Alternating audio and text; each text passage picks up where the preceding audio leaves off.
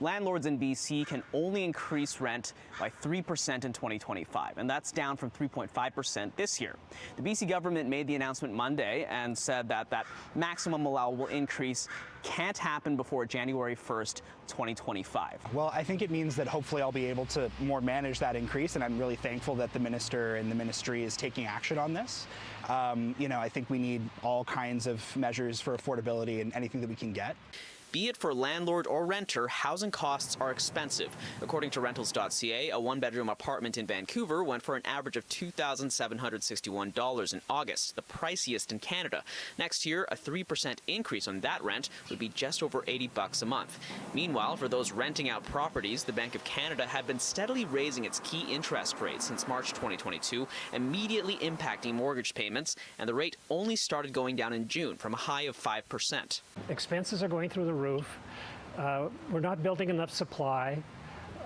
Tenants are understandably not leaving their current tenancies because, in theory, their rent would be more affordable. And so there's really really no options or very few options for landlords. While 3% isn't the perfect rent increase for every landlord, some certainly want it higher, Hutniak says it's a good thing to have it tied to inflation again, especially after the COVID-19 pandemic, where the government froze rent hikes and kept them below inflation at the time.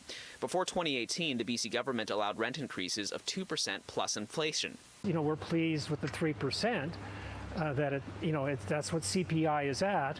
But as we've said to the minister over the past couple of years, and in the last 12 months in particular, he cannot keep helping or trying to help renters while harming landlords. That's not sustainable. But Zakir Suleiman says renters need more protections to keep rent stable, especially between tenancies where landlords can increase rent for as much as they want. And he suggests it's landlords who choose to take on the risks and costs they see today. I think that the environment that we're in makes it difficult for everyone.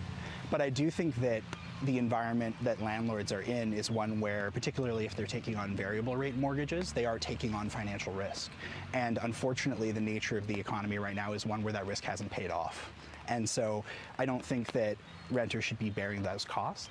Now, that maximum increase, that's actually defined by the average change in inflation in BC over a period of 12 months ending in July in the year prior to the present calendar year. If landlords want that increase to happen, they have to give their tenants a full 3 months notice. They have to use a notice of rent increase form, and they can only increase the rent once in a period of 12 months. In Vancouver, Kier Juneau, City News.